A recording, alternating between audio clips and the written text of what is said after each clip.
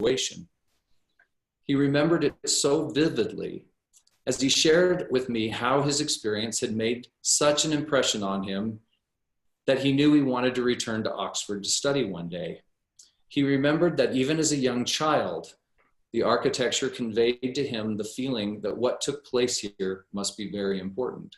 This is the room where students prepare for graduation before entering the Sheldonian Theater. As the discussion progressed, we found ourselves reflecting on our own similar memories from our time at Cambridge, where as students, the architecture and traditions of this great university cultivated within us a sense that we were part of something very important, a sense of importance of gaining knowledge and of study, of learning and education. We often felt this sense of overwhelming responsibility to do something good in the world because of the opportunities we were being given. Somehow, the architecture made us feel we were part of something bigger than ourselves, something that had existed for centuries before us and would go on for centuries after. This is King's College Chapel. And soon after my arrival at the university, I went here to attend an evensong mass with some of my friends. I remember the mass began just as the sun started to set. And I can still see the beautiful stained glass windows and the streams of the last rays of light as they flooded the interior of this space. The room was filled with a fiery glow as the voices of the choir began to also fill the space.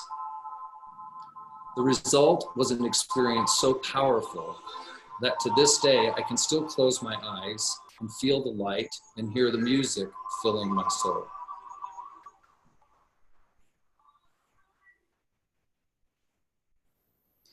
Throughout my life, I've had the great blessing of similar experiences with some of the world's great artwork.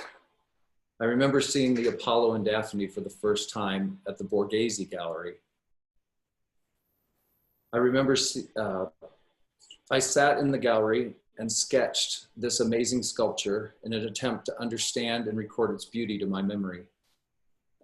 While I had seen photos and copies of the Pietà, it's hard to describe the feeling and emotions I had seeing it in person for the first time. Mary holding her son, a sense of peace in his face, his mission on earth finally accomplished.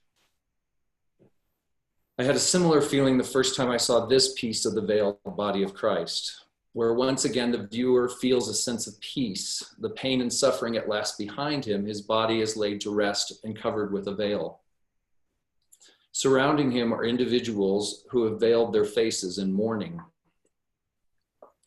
Through the mastery of the artist, we can actually see the wounds of his hands through the thin, delicate veil. As the viewer, at this moment, I forget this is stone, but as the realization gradually comes to my mind, I marvel at the mastery of a human so skilled that they can convey this moment to me in a material so hard and permanent. Ultimately, an experience and a gift that continues to bless future generations. These are just a few of the more personal experiences I have had throughout my life, and I think most of us would agree that there is power in great art and architecture. But I believe one of the great questions of our time is, how do we determine what is good? Sometimes it's even more basic. How do we decide what is art? I've been on a quest for beauty throughout my life, and it's interesting to me that historically, this didn't seem to be such a perplexing question. I want to take a few minutes to discuss the subject of beauty, and I'd like to share with you some of my thoughts on this subject. Thoughts or beliefs that have been carefully formed and influenced by the type of experiences I just described. And I want you to consider for a moment this fundamental question. Is beauty relative to be determined by each new generation? Or are there eternal principles of beauty?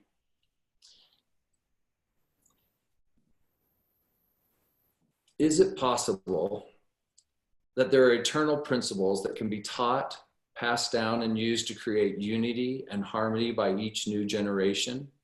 Historically, there was a very different view of beauty than is commonly held today, and I believe we are currently on the brink of a modern renaissance. As I've mentioned, many of my ideas were strongly influenced from my experience living in England as a graduate student at Cambridge. It was here, studying 18th and 19th century planning methodologies, that I came to develop my ideas on the way we design and build our communities. I became convinced of the beauty of traditional architecture in urbanism, but while I loved traditional architecture, I had been taught that it was wrong to design in traditional styles, that this was merely copying the past, and that I must be innovative. And so I ignored my inner promptings and desires to design traditional architecture. This image is of the area of London that was the subject of my dissertation. It's an area known as Mayfair and Belgravia, and it's some of the most beautiful and desirable real estate in the world. After completing my graduate studies in England, I returned to the United States to attend architecture school. But the problem was, after my experience in England, I found myself strongly disagreeing with almost everything I was being taught. And then one day, a traveling exhibit of students' work from Notre Dame came to our school. And as I looked at the beautiful watercolor renderings that were being produced by these students, I thought to myself, I could never produce anything even close to this, nor could any of the other students in my program or faculty for that matter. And at that moment, I decided I would leave my program. It was later, while attending a CNU conference in New York, that I had my second experience with a group of classically trained students. I was amazed by this group of young people that talked about architecture in an intelligent way. And as we would walk through the city, they would critique buildings in a way that I had never quite heard anyone speak before. It was these combined experiences that propelled me to get a classical education. I found that the classical program was different from anything I had encountered before, in that it trained students in the École des Beaux-Arts style of the famed Paris University. I knew upon reading the mission statement that something was fundamentally different about the way they approached architecture and design. Their mission was, quote, to educate leaders who will design and build for future generations, cities and towns that are based on a foundation of conservation and investment rather than consumption and waste. Great architecture cannot be trendy fashion statements or momentary entertainment at the expense of the future. It must be at once local in character, cosmopolitan in scope, and eternal in aspiration. I loved this statement by the current dean at the time that I was attending, Michael Licoudis. Architects are asked to act, and through their actions, define how the world ought to be. This type of training that you are receiving at UVU is fundamentally different in several ways than how your colleagues from other programs are generally trained today. I'd like to talk to you for just a few minutes about what it means to be a classicist. Kenyon Cox described it this way, quote, "The classic spirit is the disinterested search for perfection. It is the love of clearness and reasonableness and self-control. It is above all the love of permanence and of continuity. And it loves to steep itself in tradition. It would have each new work connect itself in the mind of him who sees it with all the noble and lovely works of the past, bringing them to his memory and making their beauty and charm a part of the beauty and charm of the work before him. It does not deny originality and individuality. They are as welcome as inevitable. It does not consider tradition as immutable or set rigid bounds to invention. But it desires that each new presentation of truth and beauty shall show us the old truth and the old beauty, seen only from a different angle and colored by a different medium. It wishes to add link by link to the chain of tradition, but it does not wish to break the chain," end quote.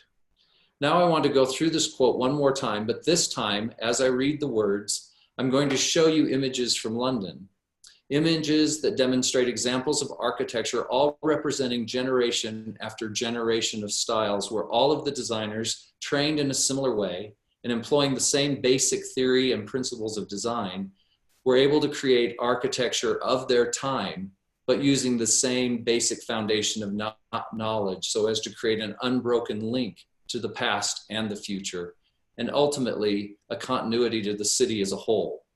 Georgian, Edwardian, Victorian, Queen Anne, numerous styles, each with its own unique characteristics, but all sharing a common foundation. The classic spirit is the disinterested search for perfection. It is the love of clearness and reasonableness and self-control.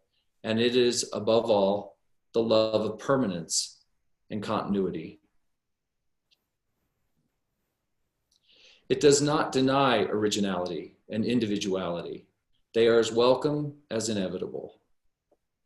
It does not consider tradition as immutable or set rigid bounds to invention. But it desires that each new presentation of truth and beauty shall show us the old truth and the old beauty, seen only from a different angle and colored by a different medium. It wishes to add link by link to the chain of tradition, but it does not wish to break the chain. I think the real problem with our current architecture is that it breaks the chain. It no longer respects the basic theories and principles whereby all the past generations created their unique contributions to the history of architecture and the creation of the city. Their shared knowledge of the theory and principles of classical design, which were carefully passed from generation to generation, allowed them to create something unique and of their time, while still maintaining a basic common thread which served to tie everything together. The clash of architectural styles, which we see demonstrated here, is a visual manifestation of something much deeper and more fundamental. It is a result of a major break in our architectural education and represents a total loss of the principles which once guided everything the designer did and everything they thought about beauty. Fundamental to our discussion today is the understanding that classicism is not a style.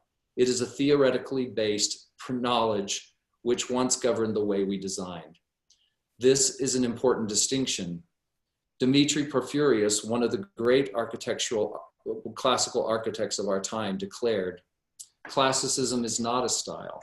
Classicism is a body of knowledge, both theoretical and practical. As such, it can be learned, expanded, and adapted to changing conditions. It is written in books and embodied in buildings spanning 2.5 millennia, and it is still incomplete. The future of the classical tradition is in the hands of those who, like the architects of the Italian Renaissance, know that what humans have done excellently once, they can do again. Classicism is rooted in the belief that by looking to the past, we are able to determine classic design, or that which is timeless, gleaning from the very best that has been done and striving to create a sense of permanence and continuity. This is fundamentally different from modernist theory, which says that beauty is relative to be determined by each new generation.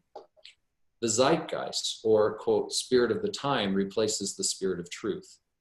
There are no eternal principles of beauty, and therefore what was done in the past is rejected as irrelevant of our time. And the great minds of our time should determine that which is great.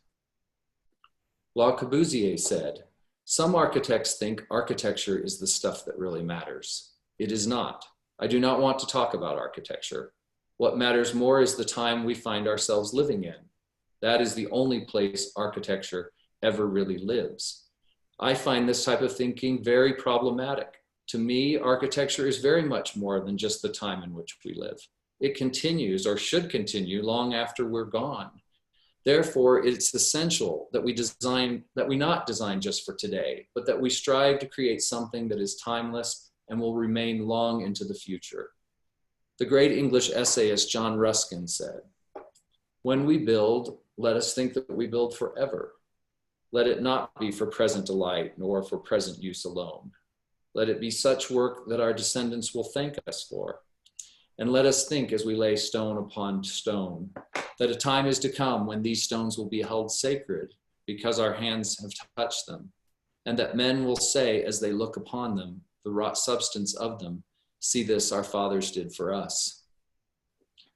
The result of modernist theory can be seen here in a comparison of two monasteries, both religious buildings, the one on the left being built almost 800 years earlier than the one on the right by Le Corbusier. Why were the individuals in the first example able to create a building that was able to withstand the test of time and can still be judged to be beautiful over 800 years later, while the other has struggled to survive for even 70 years? I propose that it is based in a false theory which denies the existence of timeless principles of beauty. I contrast these views with the instruction I received in classical education with this quote by Leon Krier, one of the leading classical architects and urban theorists of our time, and one of the professors I had the great privilege of studying under as a student in Rome. Authentic architecture is not the incarnation of the spirit of the age, but of the spirit, full stop. In shaping my own thoughts on the subject of beauty, I turned to the writings of Plato, Aristotle, Socrates, and numerous others, attempting to understand what each thought on the topic of beauty. In the end, I came to understand that I personally believe there are eternal principles of beauty, which is consistent with my own personal beliefs. One way to understand these principles is to examine the world around us. With a better understanding of nature, the laws of physics, and the universe, we come to understand the eternal principles of nature and the world around us. And we are better able to emulate these eternal truths in our own work. In discovering these principles, the ancient Greeks carefully and methodically studied the proportions of various items in nature that were thought to be beautiful, such as a shell, a leaf, or a human figure, in order to better understand their intrinsic beauty. They discovered that many of these items could be broken down into basic proportioning systems that related each part to the whole. As they examined nature, they began to notice that certain proportioning systems occurred over and over again. These proportioning systems were then translated into their architecture and continue to be refined over centuries. In my classical training, I was taught to correctly proportion and draw each of the classical orders. I then learned how to use these proportioning systems to organize a building's elevations and structure its interior spaces. These proportions can be found in everything from classical architecture to classical music. In other words, the same proportions that make a Greek temple beautiful to our eyes make the chords of a Mozart concerto pleasing to our ears. Some people think that a principle-based form of architecture limits their creativity. I believe these principles provide a basis upon which decisions and critiques can be made, which facilitates teaching and allows individuals to progress in skill. I'd like to share with you just a few examples of some of my favorite buildings, which illustrates that creativity and variety these principles foster, while providing a common thread of unity, tradition, and legibility. This is the work of Victor Horta in Brussels. I'm always amazed at the diversity these principles provide while still creating an underlying coherence. Otto Wagner's Succession building in Vienna. One of my favorite buildings is the corporate headquarters of the Michelin Tire Company in London, demonstrating that classicism can at times be quite playful and fun as it plays with the orders, replacing the capitals with stacks of rubber tires.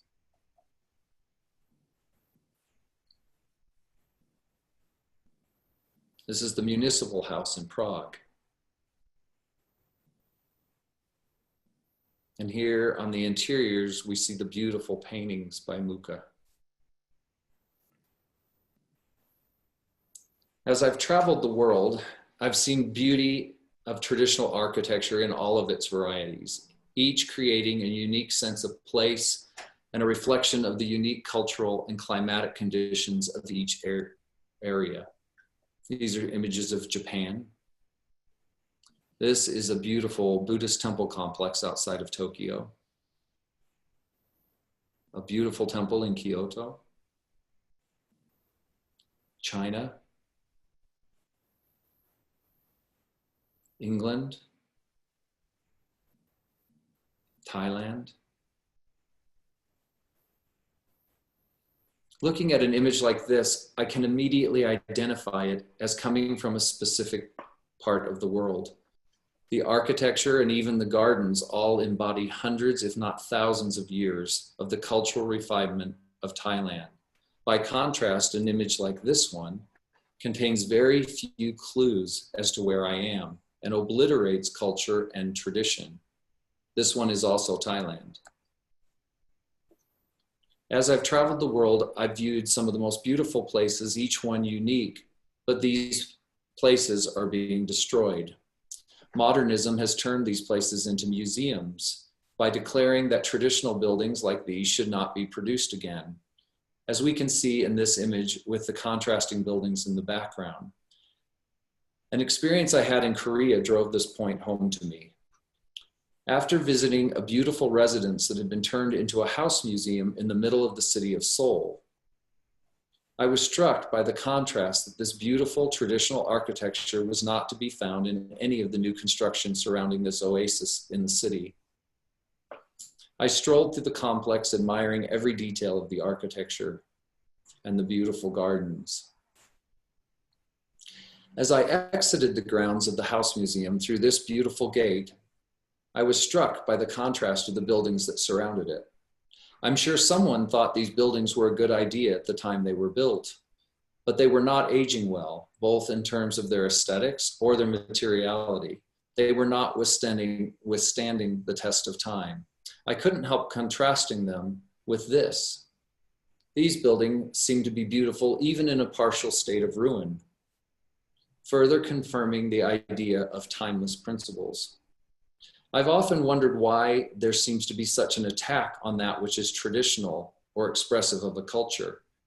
Why do so often people feel the need to destroy the traditions and cultures of a people? As I look at much of our contemporary art and architecture today, I can't help wondering if we have lost our way. This may not have been the intended outcome of modernist thought, but we must certainly consider its consequences. There's not time in this lecture to really adequately cover the principles of classical architecture, but I would like to just touch on a couple of them that I would like to talk for just a few minutes of the principle of precedent.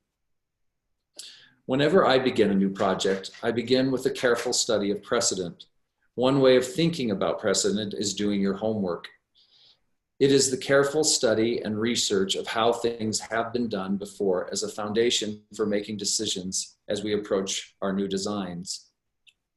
Here's a list of some of the common ways to approach the precedent study: culture or architectural traditions, traditional ways of addressing climate, or traditional typologies. Let's say that you are building a new project in an area of the world where there is no established architectural tradition. You may begin by looking at the climate and typology or topography. For instance, if you were designing a building in a desert region, you may look at the architecture from areas of the world where a similar climate and study how various cultures in time have addressed the specific challenges of this climate. Or you may be designing a building in an alpine area of the world where the challenges are very different. These buildings have been designed to withstand the specific challenges of their region. And I think possibly because of this, their form almost mimics the mountains around them. Or you may be designing a building in a coastal condition. So you may begin to look at buildings like these in Cartagena, Colombia, a World Heritage Site. Another way to use precedent is by typology. You may have been asked to design a new library, so you could begin by looking at various traditional forms of libraries and how the spaces were organized. The basic hall typology has been adapted to accommodate many functions such as libraries and chapels, or dining halls, as we saw at the beginning of my presentation. There's also the traditional courtyard building, which is sometimes related to climate. As an example, I want to share with you how the use of precedent was used in the creation of the TIJUANA temple. When we first began to contemplate the designs for this temple, I immediately thought of a little mission outside of Tucson, Arizona that I had visited many years before while conducting a precedent study for another project. I loved this building and I remembered photographing many of its details. For instance, I loved how the bright desert sun captured so beautifully the robust profiles of the moldings and the deeply carved curves and scrolls of this building. I thought that the slightly truncated proportions of the tower could be elongated, capturing some of the more elegant proportions of buildings we had looked at from San Diego and Los Angeles. I thought the simple detailing of the first building could be applied to the new form to create a beautiful new building appropriate for a temple and tying it to the culture of Mexico. As I reflected on this as a concept for a new temple in the deserts of Mexico, I was immediately taken by the purity of the stark whiteness against the blue sky, recalling memories I had of the St. George Temple. And this was the result. The same type of research and analysis was applied in the creation and design of the interiors. I love the way the principles of classical architecture can be applied to so many ways with so many different varying results, and particularly how they can be adapted to reflect local culture all over the world. All of the buildings share a common language which can be universally understood, but sometimes that language has an accent. I want to just share with you a few images that illustrate this idea of a common language with an accent. For instance, the beautiful architecture of Paris shares the same root theories and principles at its core, but somehow these buildings are distinctively French.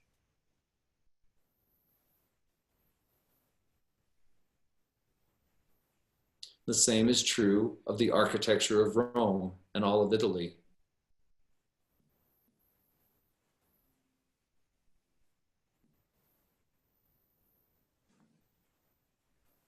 And of course, the architecture of London, completely distinctive to this great city, standing apart from either of the previous examples.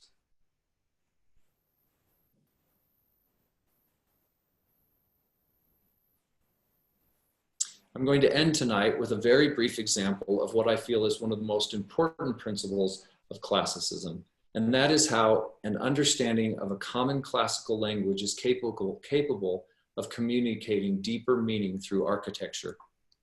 And I want to use the design of the Philadelphia Temple as an example.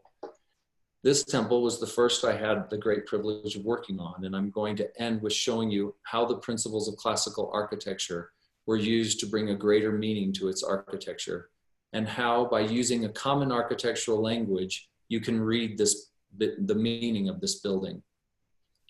Let's begin with the rusticated base. The baptistry and administrative offices of the building are located on the ground floor. The application of the rusticated base, both literally and figuratively, reflect the functions housed within this level.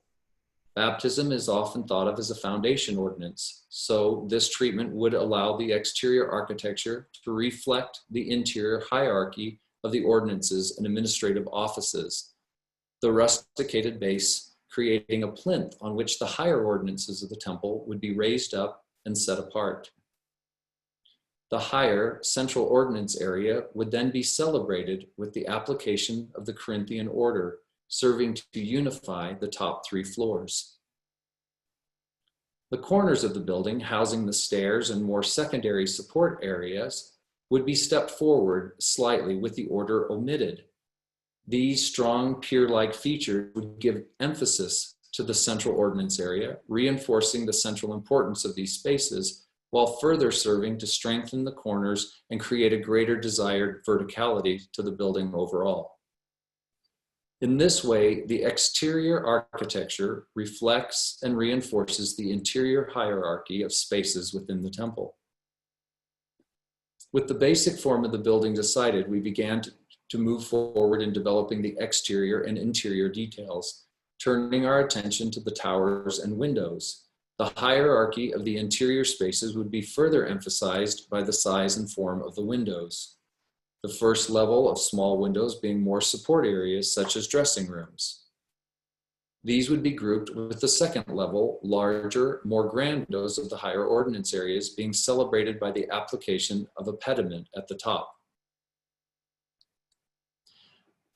On the third level, Oval windows would be used to celebrate the culminating most important spaces on this, the highest floor of the temple.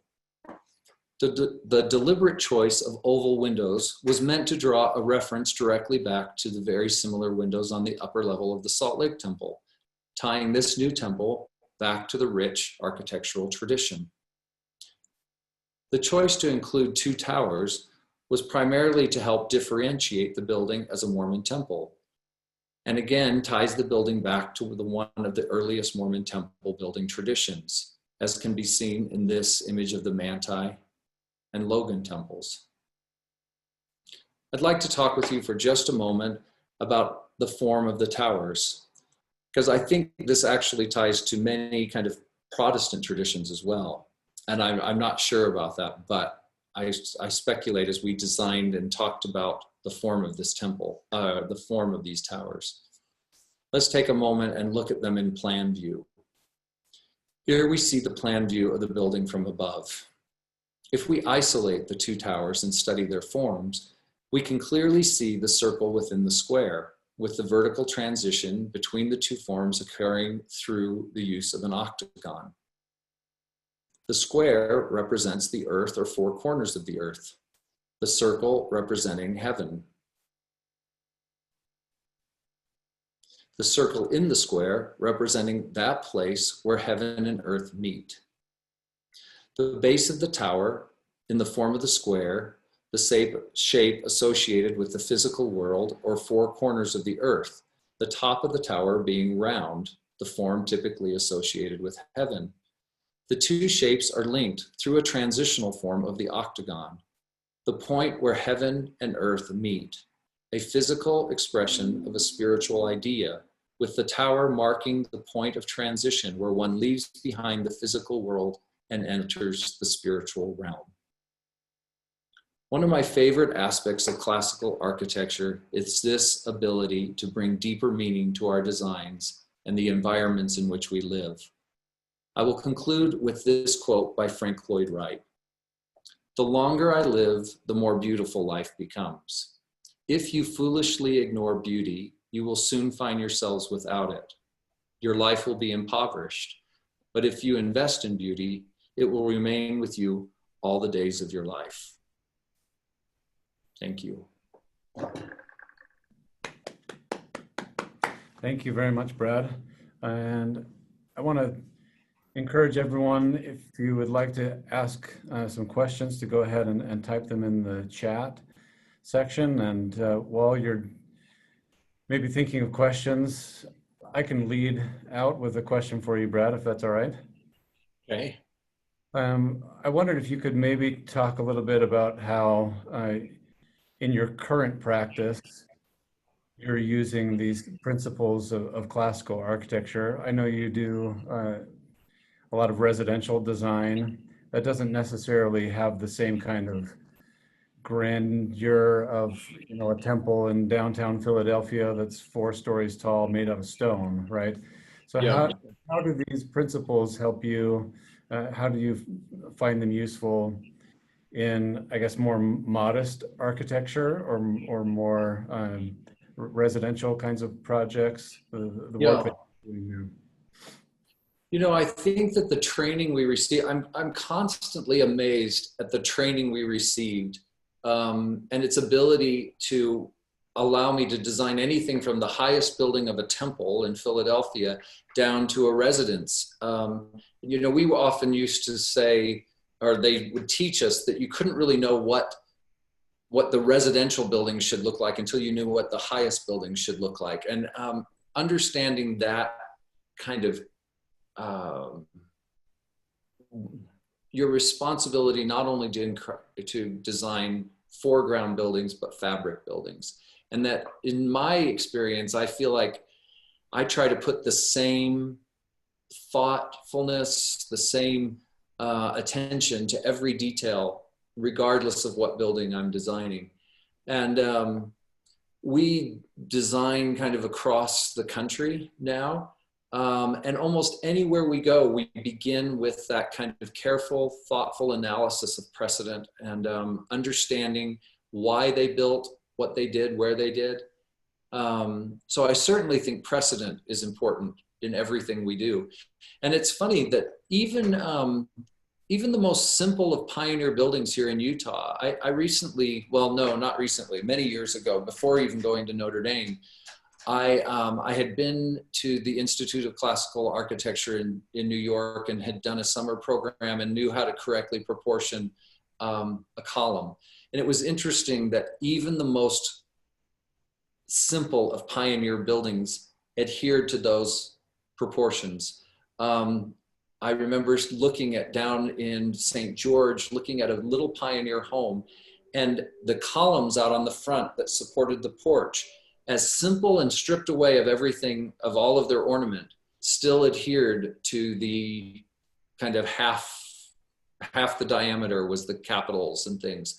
And so I think that, you know, I think probably the study of precedent is really important, as well as understanding those classical proportions, no matter what building you're doing. It also, I think, really helps whenever we travel to another place.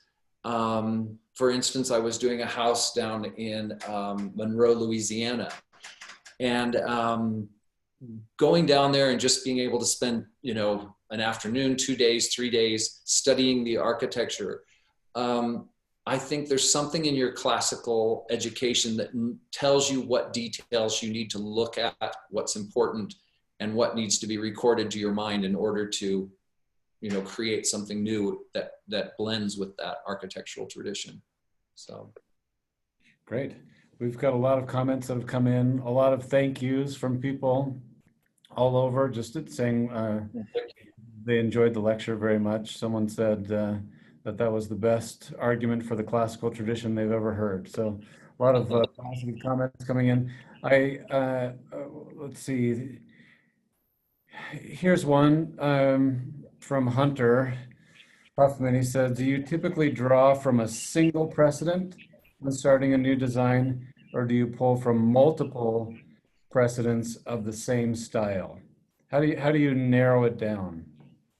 Or how much do you narrow down? Yeah, I will pull often from multiple precedents. And, you know, I think what I was taught in classicism is to be able to defend your point of view, to defend your design. And so I think you can pull precedent from many different areas. In fact, I'll give you an example of something. I didn't share it in the presentation, but I have shared it in the past. We were working on the TIJUANA temple and had been studying a lot of details of Mexican architecture. And at that very same time period, we had to fly to London to do research on the London temple.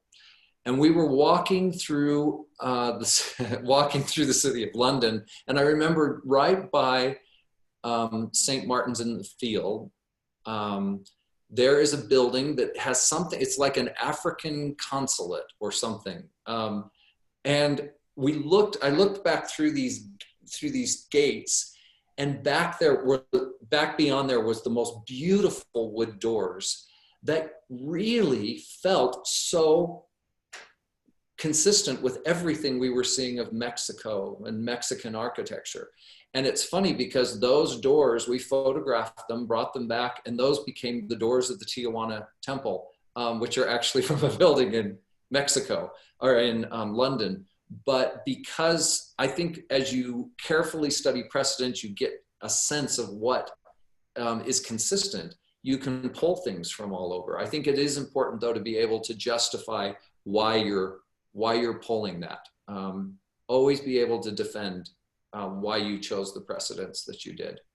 You know, for instance, you can say I pulled something from another part of the world because its climate, its response to climate is very similar to our climate in this location, or so be able to justify why you did it. It sounds like that comes with experience as well, being able to discern what precedents are relevant and what are not. Here's another question, and I apologize, we're not going to be able to get to all of the questions probably, but a good question from Brighton. She says, thank you so much. You mentioned that architecture is of its time with the Georgian style buildings in the UK, yet most might think it looks old and not know when it was built. How can a building be of its time and look old? What are your thoughts on what makes architecture timeless? Can it be timeless and of its time? Can it be timeless and of its time? Well, I certainly think it can. For instance, when I look at Georgian architecture, I associate it with a very particular time in history. I am Victorian. I see all of those as distinctive parts of history. I guess maybe what you're saying is if you build a Georgian building today, I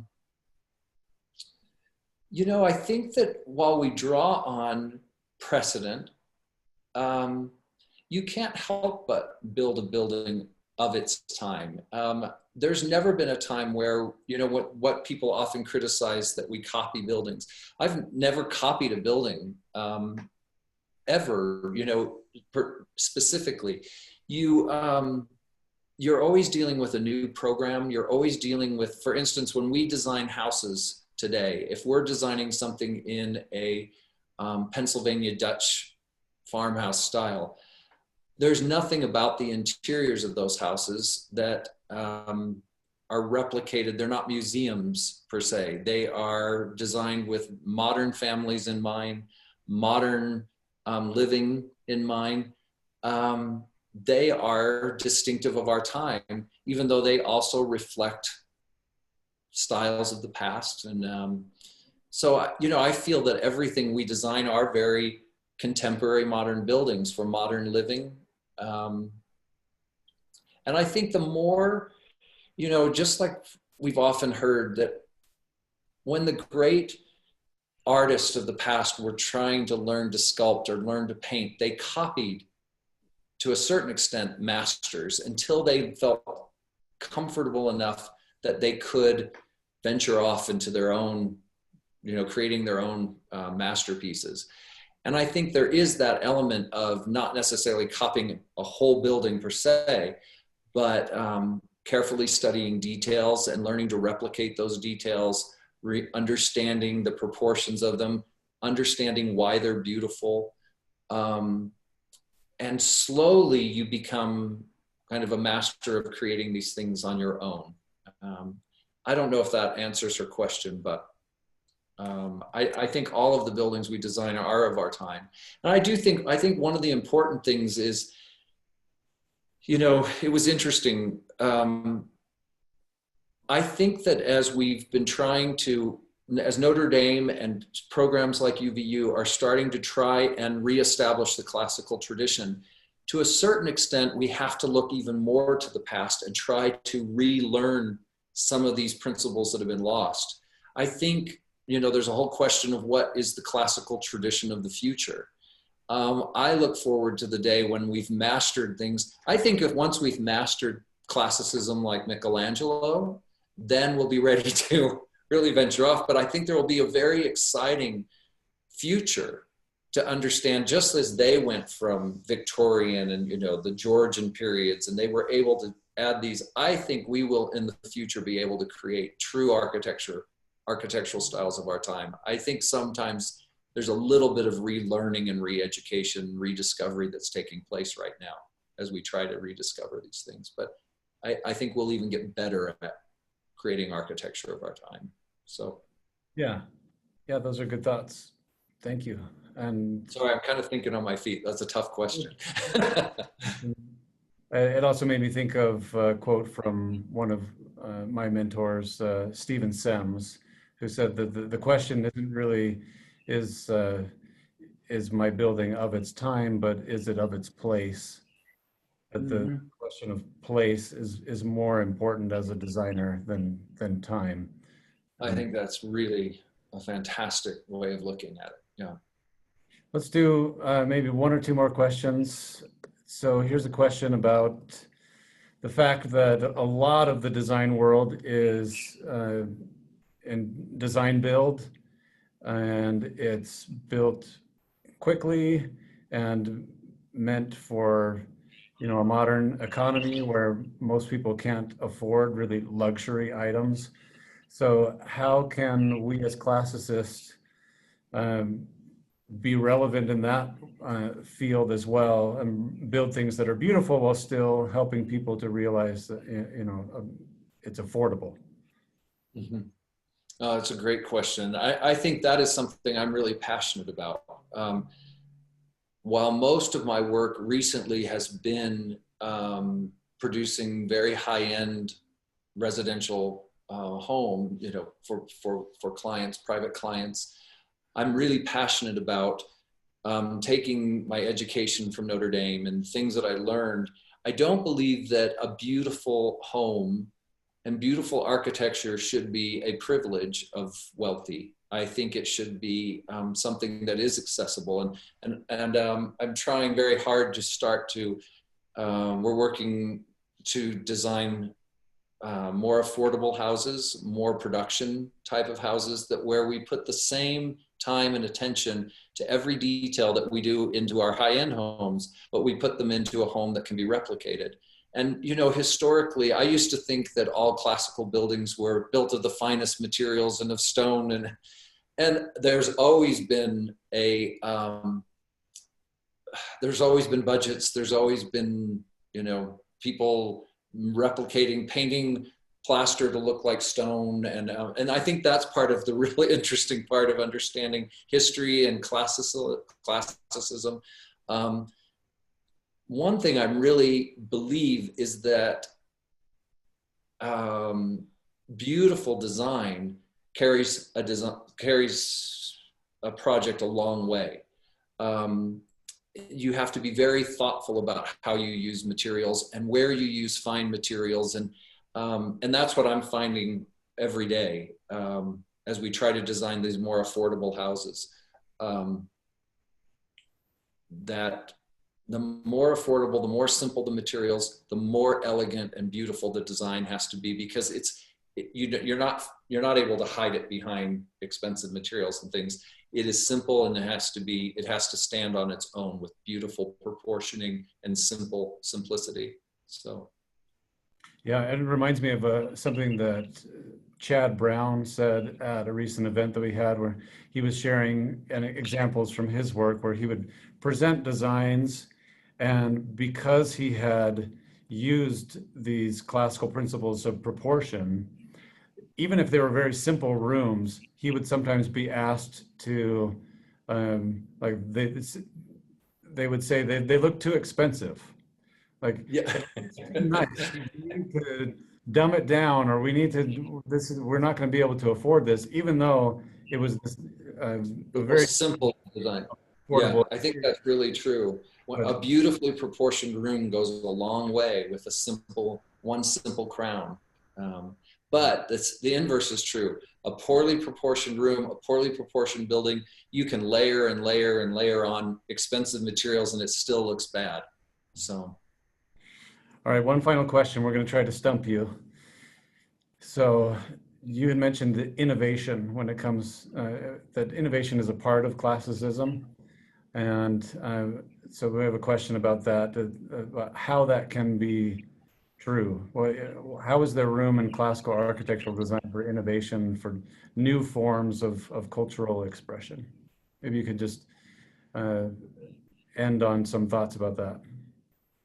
Sure, I think there's several ways. I think one is a design innovation. I think once you understand the classical language, the classical tradition, once you understand the principles, it's only limited by your imagination. I think of like the Michelin tire building in London. I think it's one of the most innovative, fun buildings. And I think, you know, I was asked one time to design a Harley Davidson dealership. And I looked back to the Michelin building because I wanted to design a classical Harley Davidson, you know.